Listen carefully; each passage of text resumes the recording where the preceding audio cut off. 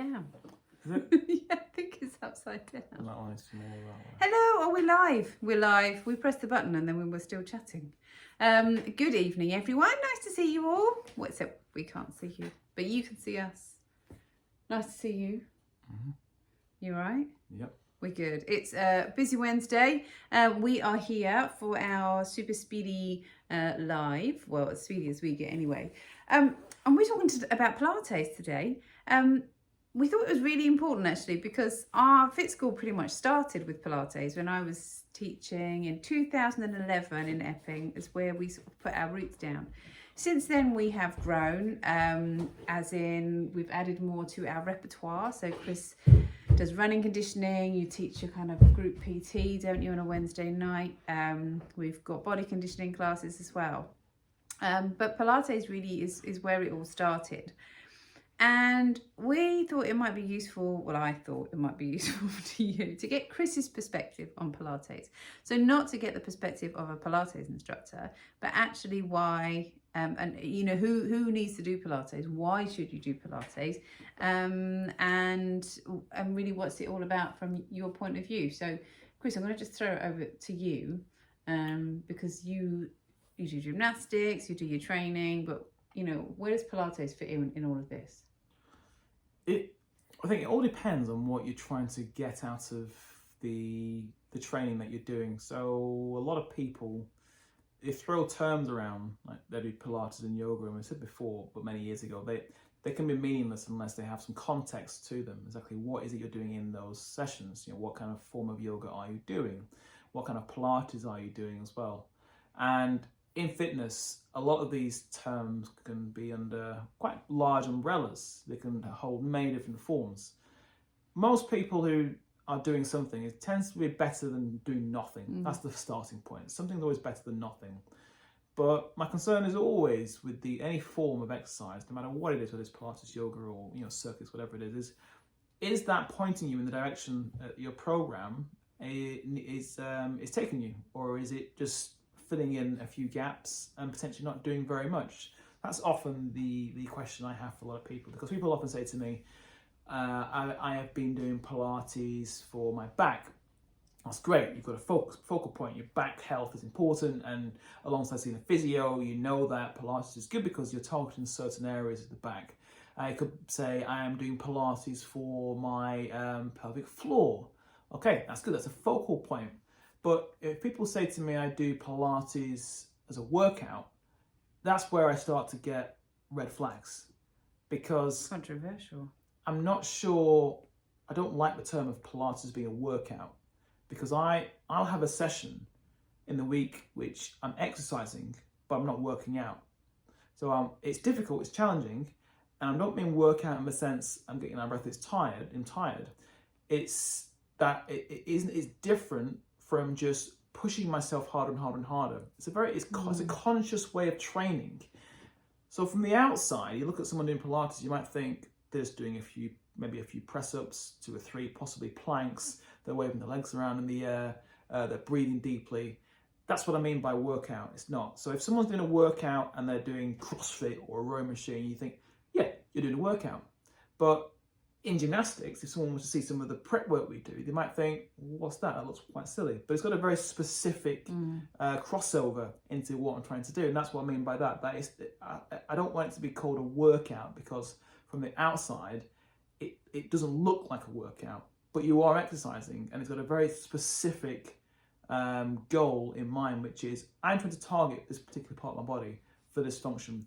And over time, I want it to improve, because my goal is to maybe have better back health or better pelvic floor health. It's an interesting perspective, because actually the original 34 moves were designed to be done as the 34 moves. They feed one into the other, and the whole point of Pilates, as I teach it, is to get your body to be able to do Pilates. Unless you come to one of my specialist classes, like the prenatal, the postnatal, and the active aging classes, then you're going to get more of a pure Pilates experience. In those classes, I will modify the exercises towards those specific goals of those people that come.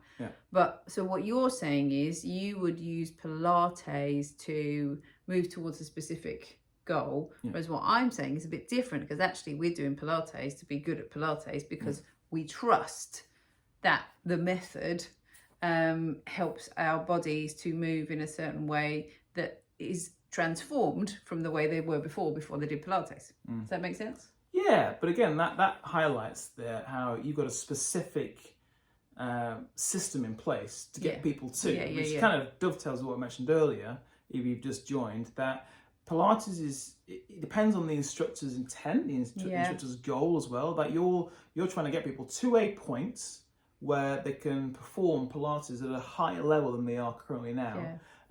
But again, as I mentioned earlier to a tennis coach, actually, we talked about when you are looking at sport and elite performance, it's a pyramid, and you've got most people at the bottom, and those that progress go up the ladder, and then you pick out the elites from the pool of people. And what you're saying now is that you're trying to pick out the elite performance of Pilates, if you want to put it a different way, from a pool of people who are doing Pilates in general.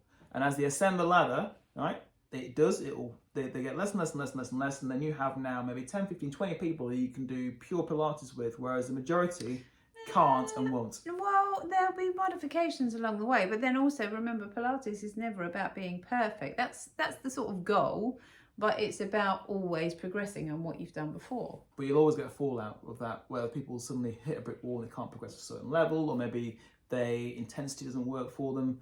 But that doesn't mean that the level that they sit within isn't good for them, or achievable, or has a benefit. That's the thing, is that everyone will find the level that they fit into along that system. But it must be satisfying to you to see people who can ascend that ladder, and then you think, great, you've been working for maybe months or years. You'll look over and you'll see someone, you're like, wow, you're moving better.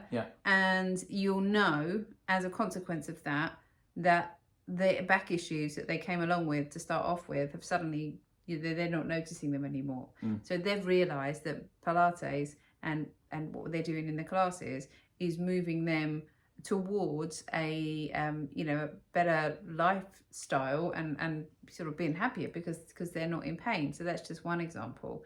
Or someone that comes perhaps post-baby and with pelvic floor issues, and they come to Pilates, and I should add to that other things that you need to be doing, not just Pilates, and then suddenly they're able to go for a run without their back hurting and feeling much more confident, which moves succinctly on to the next part of this, which is Pilates is really important as part of an exercise program. So if you want to get faster at running, you would run. You wouldn't just do Pilates, but also there's so much more that you could do. Pilates is great, but it's very slow moving, it's very controlled. There's no impact really, is there, on the body? There's no jumping. Would you say there was any impact in Pilates at all? Could we find any? No. If you're thinking about running faster and with fewer injuries, you're going to need to build up the make sure I get this right, the tendon strength in your ankles. That's right, yeah. Achilles tendon and also the ligaments, but mainly the Achilles tendon strength, So, oh, hello. What's happened there? Yeah.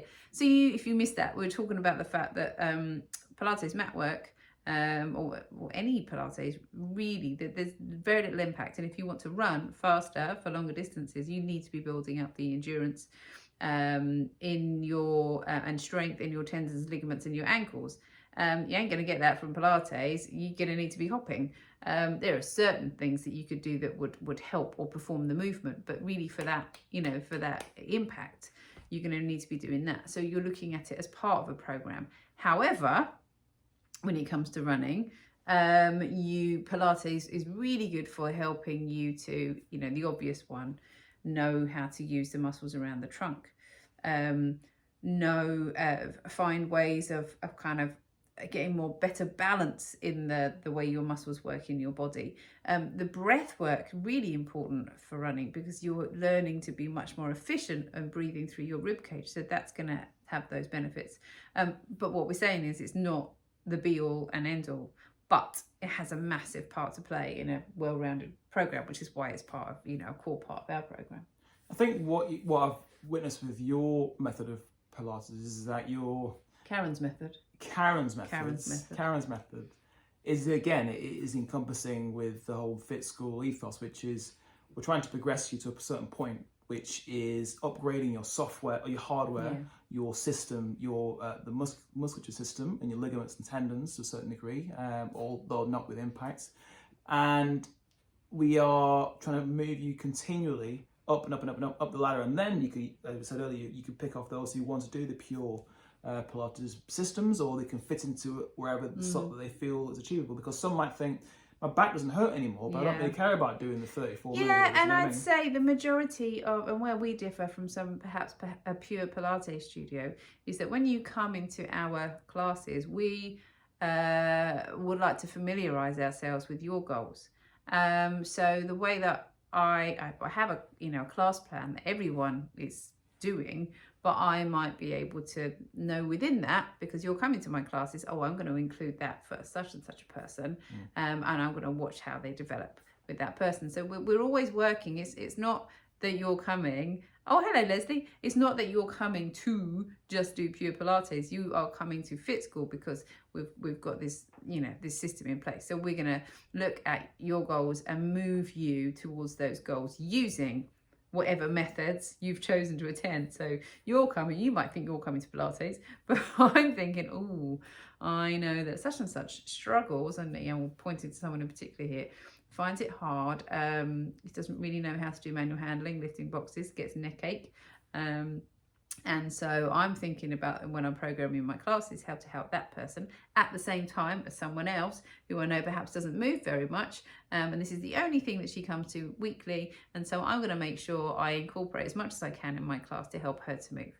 So we are using that way, probably maybe conflicting what I said earlier actually, but using Pilates to help you achieve your goals in the same way as, if I know you're going to run club with Chris can tell me such and such has got a specific issue, and I can be helping along the way in Pilates. Does that make sense? Yeah, it's giving people a structured program with different parts to that program, whether it's mobility, core is obviously a generic term, but core strength, trunk control.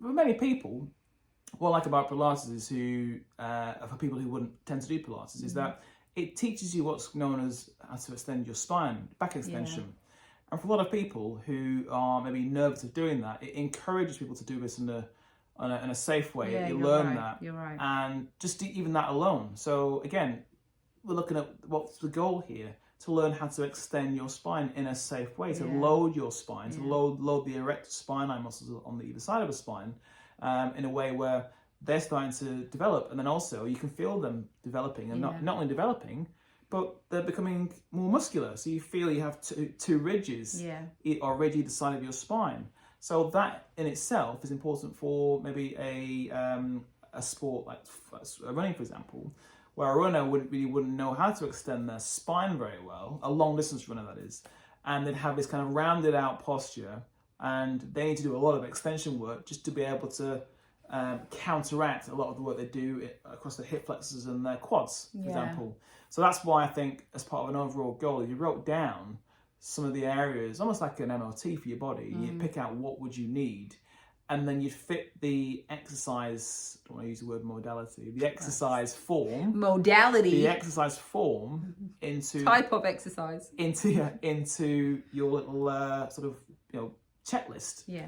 I've got to learn to use my back better. I need to get a bit more trunk control. Maybe I over-recruit my upper traps. I've got to learn to get better scapula. I've got to learn to get better scapular control. Well, I could do that in one hit. By doing what? Maybe I should go and find a decent Pilates instructor who understands how to do all these things. And to be honest, this is what we do. Whether that be one-to-one, you need a bit of an MOT, you don't really know where you are. This is pretty much what we provide. Top end, come see us. We'll sort you out a full-on bespoke package, and we'll work with you to get you there. But we also, and this is what our members quite often say to us, is that when you come to our classes, it's almost like having a kind of, everyone has their individual class or program within our classes, and that's really what we pride ourselves on. That's why class numbers are small, and that's why we don't do drop-in, because we like to know who's coming. And you know what, it's a community. People know each other, and you know that's really important to us, which is another, I was just going to say that actually a really nice reason for doing Pilates. You know, if you've plugged into something and you're enjoying it, you might not like knitting, you might not like crafting, but you might quite enjoy Pilates, and you've met up with other people that do too, and that's good as well. That's good for this, it's good for the brain. But a little test, I think, before I have to shoot off and do a pickup, is how to see whether or not Pilates may or may not work for you. Is you would sit on the floor, legs straight, so the back of the legs are as flat on the floor as you can.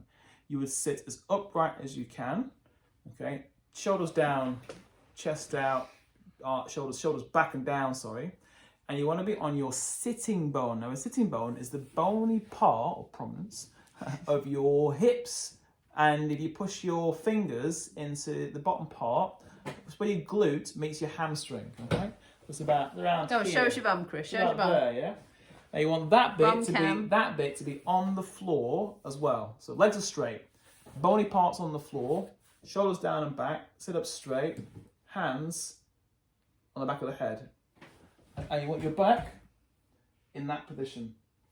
Now hold that for 30 seconds. If you can't even get into that position, Pilates is most likely something you want to do.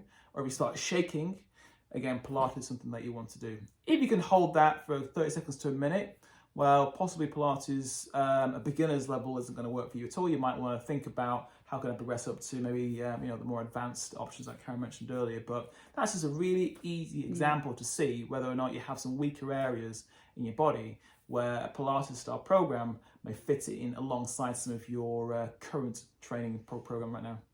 So that is us. If you've got any questions about Pilates, pop us a message. We will be back here next Wednesday, but we're also gonna make sure I get that little test on the squares Exactly, as well, so yeah. you can share it. Yeah. But thank you all for watching, and and we will check in with you soon. Let us know if you've got a big fitness question that you want us to tackle. Ask us, and we will make sure that we cover it in the next few weeks. See you later. Bye. Bye.